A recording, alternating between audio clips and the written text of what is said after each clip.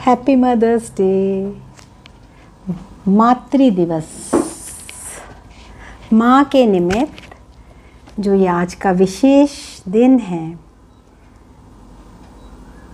कई बार सुनने में लगता है ये सारी जो आधुनिक युग की नई नई बातें हैं, ये विशेष दिन मनाने की परंपरा, ये सिर्फ औपचारिकता है या सोशल मीडिया या कार्ड्स देना, या क्योंकि बहुत कुछ संबंधों में एक परिवर्तन आया है, लाइफस्टाइल में परिवर्तन आया है और जो परिवार हैं वो सिंगल फैमिलीज़ रहती हैं, वो जॉइंट फैमिली वाला कंसेप्ट ख़त्म हो गया। तो इसलिए एक विशेष दिन औपचारिकतावश हम कहते हैं, ऐसा नहीं है।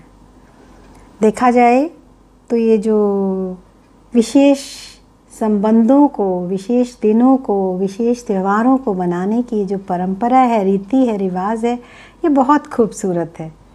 अगर हम दिमाग बंद करके ना हर एक बात को, हर एक जज्बात को महसूस करें तो ये जो जीवन है बहुत सुंदर हो जाता है। और आज का दिन तो माँ, जन्म देने वाली माँ, उससे जुड़ा है। अब एक सिर्फ अगर शब्द की बात करें, आज सुबह ऐसे ही सोच रही थी कि माँ, तो कुछ थोड़ी सी ऐसी पंक्तियाँ लिख ही नहीं पाई। सच बताऊँ तो माँ शब्द से ही आगे नहीं बढ़ पाई।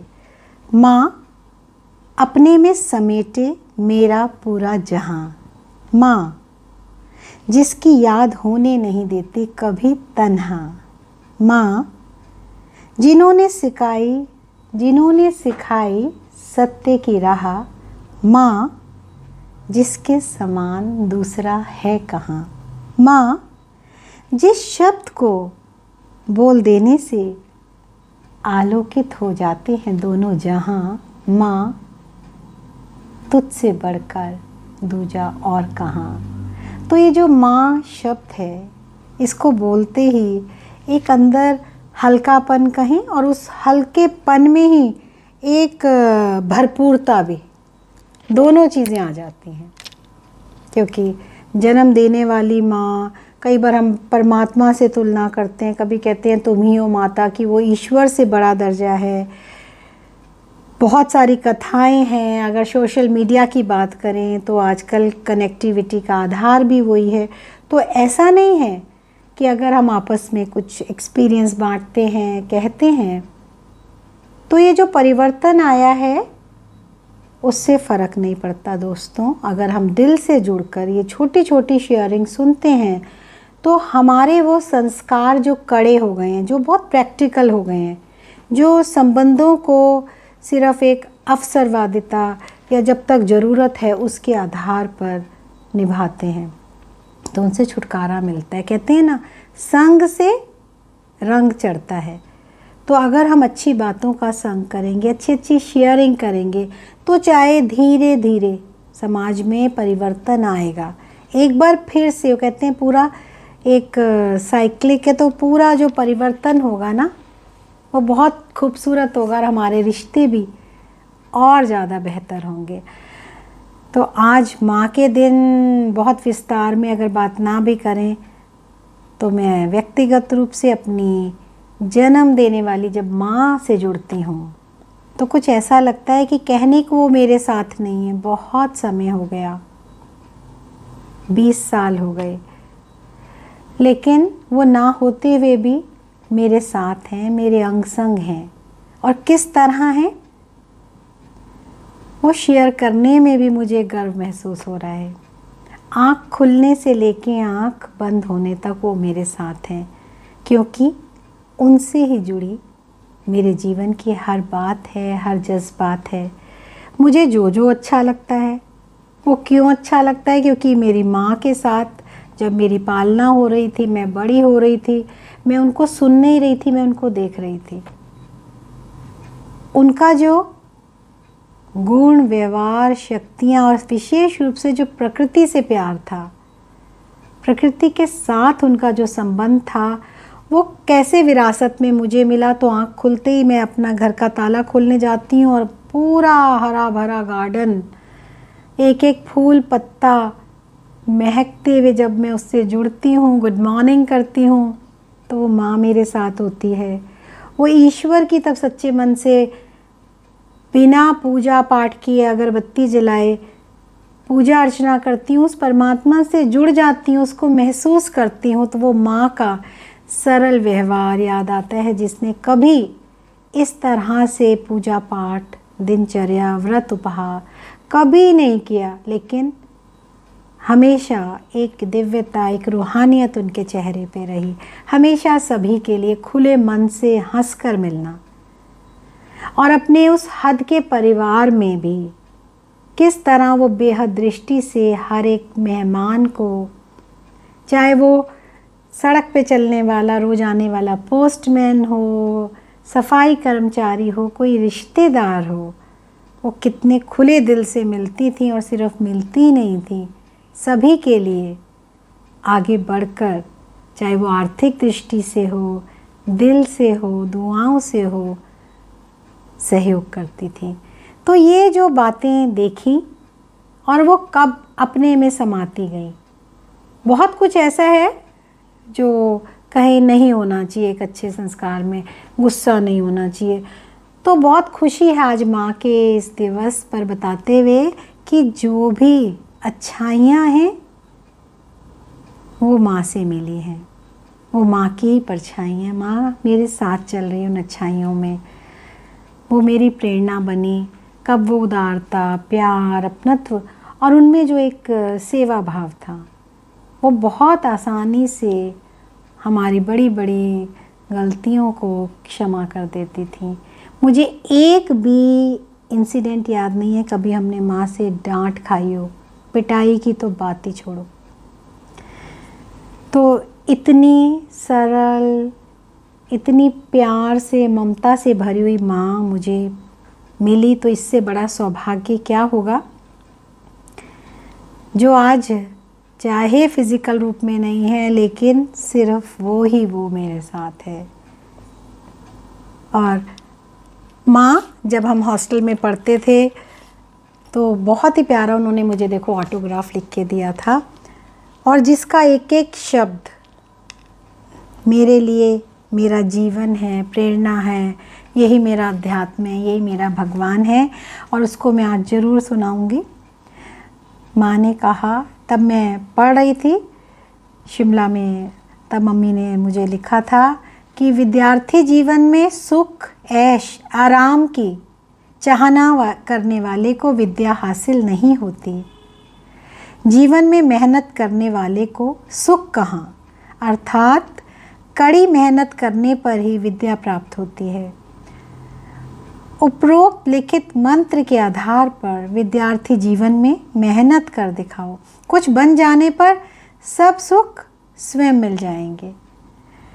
और सेकंड पॉइंट लिखा, अपने जीवन में कभी किसी को धोखा देना तो दूर, धोखा देने का प्रयत्न भी मत करना, अन्यथा ईश्वर भी आपका साथ नहीं देगा।